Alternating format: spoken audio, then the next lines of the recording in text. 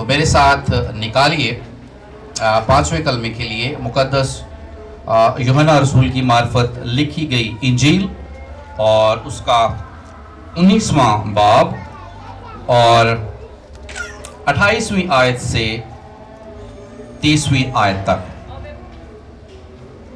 کلام مقدس میں یوں لکھا ہے، اس کے بعد جب یسوع نے جان لیا کہ اب سب باتیں تمام ہوئیں تاکہ نوشتہ پورا ہو، تو کہا میں پیاسا ہوں۔ وہاں سرکہ سے بھرا ہوا ایک برتن رکھا تھا، پس انہوں نے سرکہ میں بھگوئے ہوئے سپنج کو زوفے کی شاخ پر رکھ کر اس کے منہ سے لگایا۔ پس جب یسوع نے وہ سرکہ پیا تو کہا تمام ہوا، اور سر جھکا کر جان دے دی۔ پاک کلام کے پڑھے اور سنے جانے پر خداوند کی خاص برکت ہو۔ ڈاکٹر صاحب نے بھی یہ بات آپ لوگوں کے سامنے رکھی کہ 3 کلمات ایسے ہیں جو روشنی میں کہے گئے اور 4 کلمات ایسے ہیں جو یکے بعد دیگرے اندھیرے میں کہے گئے ہیں۔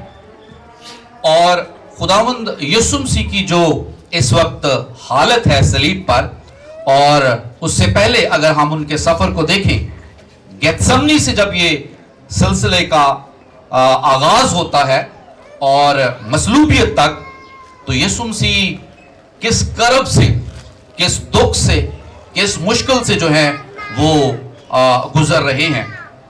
اور جب ہم خداوند یسوع مسیح کے اس کلمے پر نگاہ کرتے ہیں تو یہ ان کے جسمانی دکھ کو بیان کرتا ہے، جنہوں نے اپنی ذات کے حوالے سے کہا کہ میں پیاسا ہوں۔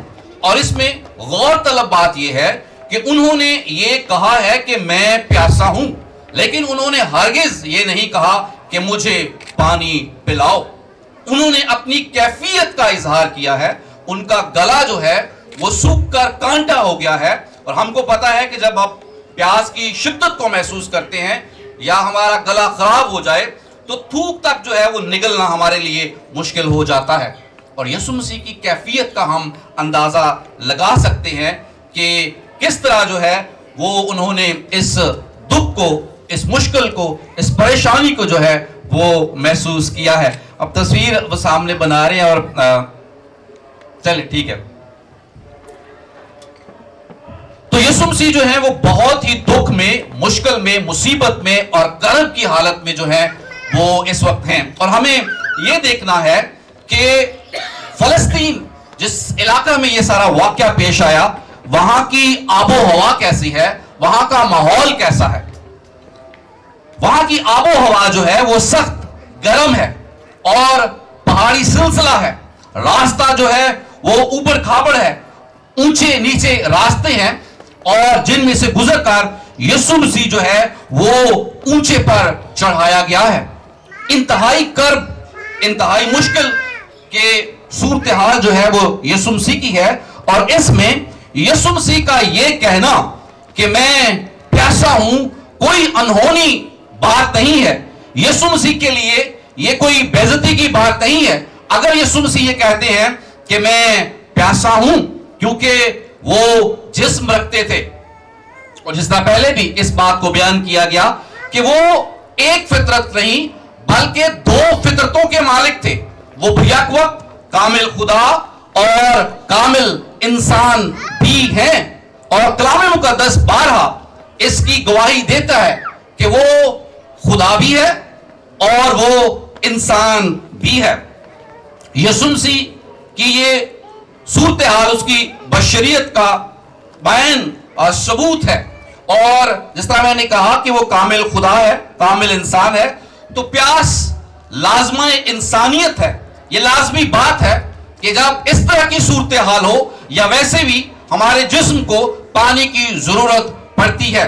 اور میں دیکھ رہا تھا کہ 50 سے لے کے 65% تک ہمارا جسم جو ہے وہ پانی پر مشتمل ہے، اور ہم اپنے بدن میں خون کو دیکھیں تو یہ 7 سے 8% ہے، اور ٹوٹل बॉडी मैस में हम अपने जब नमक को देखते हैं तो 0.4% जो है वो माहिरीन इसके बारे में बताते हैं। तो यीशु मसीह का इजहार करना कि मैं प्यासा हूं, ये कोई, जिस तरह मैंने पहले कहा, अनहोनी बात नहीं है। लोगों ने एतराज किया कि ये कैसे मुमकिन है कि जो अपने आप को खुदा कहता है वो प्यासा हो। और हम सब देखते हैं कि यीशु मसीह ने बड़े बड़े दावे किए हैं कि जिंदगी की रोटी मैं हूं, जिंदगी का पानी मैं हूं, आसमान से उतरी हुई रोटी मैं हूं, और भी बहुत सारी बातों के हवाले से यीशु मसीह के दावे जो हैं वो हमें मिलते हैं। इस एतराज का जवाब कि बैक वक्त वो कामिल खुदा और कामिल इंसान कैसे है, जब हम नबातात को और जमादात को देखते हैं। नबातात मतलब जो पौधे वगैरह हैं, और जमादात जो पत्थर है, पहाड़ है, इन दोनों को जब हम देखते हैं तो इनकी बुनियाद बेशक एक है और वो मादी लिहाज से एक ही उनका जो है वो खासा है कि वो मादे से बने हैं। लेकिन पत्थर को जब हम देखते हैं तो वो महज पत्थर है।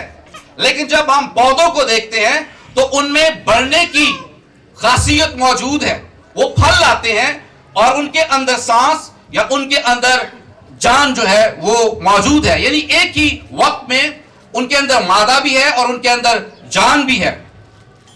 इंसान का जो जिस्म है वो बढ़ता है, फलता फूलता है, और फिर एक वक्त आता है कि जब वो मर जाता है। यीशु मसीह जो है वो बेक वक्त कामिल खुदा भी है और कामिल इंसान भी है। और इसकी मिसाल आप देख सकते हैं कि यीशु मसीह जब कश्ती में है तो वो सोए हुए हैं, और सोना जिस्म की जरूरत है। लेकिन यीशु मसीह जब जाग उठते हैं, तूफान को डांटते हैं, तो तूफान क्या होता है? थम जाता है। तो ये उनके खुदा होने को साबित करता है। फिर इसी तरह जब हम लाजर की कब्र पर देखते हैं तो यीशु मसीह जो है वो रोए, तो उनका रोना इंसान होने का सबूत है कि वो इंसान है। और यीशु मसीह का लाजर को जिंदा करना उनके खुदा होने को जाहिर करता है। इसलिए ये कोई अजीब बात नहीं, और उनके लिए शायद ये अजीब बात हो सकती है। जब खुदा इंसान बन गया तो फिर वो खुदा न रहा। ये एक दूसरा एतराज है कि खुदा जो है वो महदूद नहीं हो सकता। और डॉक्टर साहब का एक शेर है जिसमें वो कहते हैं कि जो इंसान से नहीं हो सकता वो खुदा से हो सकता है। क्रिसमस के हवाले से इनकी कोई एक गजल है, उसमें इस तरह का ख्याल इन्होंने पेश किया है कि जो खुदा इंसान से नहीं हो सकता वो खुदा से हो सकता है। और इसकी बड़ी मिसाल हम देखते हैं पुराने अहदनामा में कि खुदा जब मूसा पर जाहिर होता है तो वो एक झाड़ी में उस पर जाहिर होता है। तो क्या खुदा महदूद हो गया? उसने अपने आप को झाड़ी पर जाहिर जब किया तो खुदा महदूद हो गया? हरगिज नहीं, बल्कि वो जो लामहदूद है उसने झाड़ी को वसीला बनाया अपने जलाल के लिए, अपने इजहार के लिए, अपनी गवाही के लिए, अपने होने के लिए। और महदूद मूसा पर उस लामहदूद खुदा ने अपने आप को जाहिर किया। क्या जब हम कलाम मुकद्दस पर गौर करते हैं और खुदावंद का बंदा जब इस बात का इजहार करता है कि मुझे अपना आप दिखा पहाड़ पर जाता है, तो क्या आप तसव्वुर कर सकते हैं कि इंसान इस अहल है कि वो खुदा को बराह रास्त देख सके? जब हम आसमान पर देखते हैं तो फरिश्तगान जो हैं जिनके 6 पर हैं, 2 परों से अपने पांव को ढांपे हुए हैं और 2 परों से उन्होंने क्या किया हुआ है? अपनी आंखों को, अपने मुंह को भी ढांपा हुआ है। वो खुदा की हुजूरी में है। तो खुदा को इवन के कलाम मुकद्दस में हम फरिश्तों का जिक्र देखते हैं। फरिश्तों को देख लेना भी बराह रास्त इंसान के लिए बड़ा मुश्किल काम है। तो खुदा को कैसे कोई इंसान जो है वो देख सकता है? इसलिए खुदा अपने इजहार के लिए, अपने जलाल के लिए, अपनी गवाही के लिए मुख्तलिफ चीजों का जो है वो इस्तेमाल करता है। पुराने और नए अहदनामा में हमें बहुत सारे हवाला जात मिलते हैं जिनमें मसीह के بدن کے حوالے سے بات چیت کی گئی ہے کہ اس نے بدل لیا اور وہ اس روئے زمین پر آ گیا. اور یہ کلمہ جس طرح میں نے پہلے کہا کہ یسوع مسیح کی بدنی اذیت کو پیش کرتا ہے، اور گیتسمنی سے لے کر صلیب تک یسوع مسیح نے دکھ ہی دکھ سہا ہے. کئی گھنٹے مسلسل وہ صلیب پر لٹکا ہوا ہے. اور جب ہم کبھی تھوڑی بہت ورزش کرتے ہیں اور اپنے بازوؤں کو یوں اٹھاتے ہیں تو میرا خیال ہے 8-10 پریکٹس کرنے کے بعد ہمارے لیے مشکل ہو جاتا ہے کہ ہم اپنے بازو اوپر یا نیچے لے کے آئیں، کیونکہ ان میں درد ہونا شروع ہو جاتا ہے. ہمارا جسم جو ہے وہ دکھنا شروع کر دیتا ہے. اور یسوع المسیح کی جو صلیب پر حالت ہے وہ آپ سب کے سامنے ہے کہ انہیں کوڑے بھی مارے گئے ہیں. اور جس طرح بھائی نے یہ بات کی کہ کوڑا ایسا استعمال کیا جاتا تھا جو گوشت نوچ لیتا تھا اور بدن پر رگھاریاں بن جاتی تھی اور ہڈیاں تک جو ہے وہ نظر آنی شروع ہو جاتی تھی. اس طرح کی صورتحال جو ہے وہ خداوند یسوع مسیح کی وہاں پر ہے. اور وہ کہتا ہے کہ میں پیاسا ہوں. امثال 17:22 میں لکھا ہے کہ افسردہ دلی جو ہے وہ ہڈیوں کو خشک کر دیتی ہے. اور یسوع مسیح کی بھی صورتحال بیان ایسی ہی ہمیں یہاں پر نظر آتی ہے. مسیح یسوع نے ہمیشہ کلام خدا کو مقدم جانا اور اس کی تعظیم جو کی. زمینی خدمت پر جب ہم یسوع مسیح کو دیکھتے ہیں تو انہوں نے اپنے تمام تر بیانات میں کلام مقدس کا حوالہ دیا ہے. جب وہ ابلیس سے آزمائے گئے تب بھی کلام مقدس سے انہوں نے جوابات دیے ہیں. جب فقیوں فریسیوں نے بحث مباحثہ کیا تب بھی کلام مقدس سے انہوں نے حوالہ دیا. جب وہ دوما میں ہیں تب بھی وہ خدا کے ساتھ رابطے میں ہیں. اور یہاں پر بھی صلیب پر بھی ہم دیکھتے ہیں کہ زبور 69 ہو، زبور 22 ہو یا اور بہت سارے زبور جن میں یسوع مسیح کے حوالے سے پیش گوئیاں کی گئی ہیں، خداوند یسوع مسیح نے ان تمام باتوں کو جو ہے وہ یہاں پر دہرایا. اور آج بھی میں پیاسا ہوں یہ پرانے عہد نامہ کی ایک پیش گوئی ہے. یعنی زبور 69 اس کی 21ویں آیت، اس کا پہلا حصہ میں چھوڑتا ہوں اور دوسرے میں لکھا ہے اور میری پیاس بجھانے کو انہوں نے مجھے سرکہ دیا. یسوع مسیح کرب میں ہیں، دکھ میں ہیں، مشکل میں ہیں، مصیبت میں ہیں. انسان جب دکھ اور مشکل اور مصیبت میں آتا ہے تو وہ دنیاوی وسیلے ڈھونڈتا ہے. وہ ادھر ادھر پہلے اپنی ساری کوششیں کرتا ہے، بعد میں اینڈ میں جب کہیں سے کوئی بات نہیں بنتی تو پھر وہ کلام مقدس پر دھیان کرتا ہے. پھر وہ خدا کے خادم کے پاس جاتا ہے، فون کرتا ہے یا ڈائریکٹ ملتا ہے اور اپنی مشکلوں اور مصیبتوں کو بیان کرتا ہے کہ میری ان مشکلوں اور مصیبتوں کے لیے خداوند سے فریاد کی جائے. لیکن یسوع مسیح نے اپنے لیے کوئی انسانی وسیلہ نہیں ڈھونڈا ہے، کسی سے کوئی فریاد نہیں کی ہے. انہوں نے جو علیم کل ہے، ہم نے جو آیت پڑھی وہاں پر لکھا ہے یسوع نے جان لیا کہ اب تمام باتیں پوری ہوئیں اور یہ نوشتہ ابھی پورا ہونا باقی ہے. اور دیگر اور باتیں جو ہیں وہ خداوند یسوع مسیح کی زندگی میں جو ہے وہ پوری ہو رہی ہیں. اس نے ہمیشہ کلام مقدس کو مقدم جانا، کلام مقدس کو اپنے سامنے رکھا. اور میرے لیے اور آپ کے لیے آج کے اس کلام مقدس کے اس کلمہ کے وسیلہ سے یہ سبق ہے کہ ہماری زندگی میں کیسے ہی حالات کیوں نہ ہوں، کیسی ہی مشکلیں اور مصیبتیں کیوں نہ ہو، ہم جو اس بات کا دعویٰ کرتے ہیں کہ ہم مسیح یسوع کے پیروکار ہیں، تو پھر ہمیں بھی جس طرح یسوع مصلوب ہے، اس نے کلام مقدس پر دھیان کیا ہے، اس نے اپنا تعلق باپ کے ساتھ جوڑے رکھا ہے. مجھے اور آپ کو بھی ہر صورت میں اور ہر طرح کے حالات میں کلام مقدس سے جڑے رہنے کی ضرورت ہے، کیونکہ کلام مقدس کے وسیلہ سے میں اور آپ تسلی پاتے ہیں.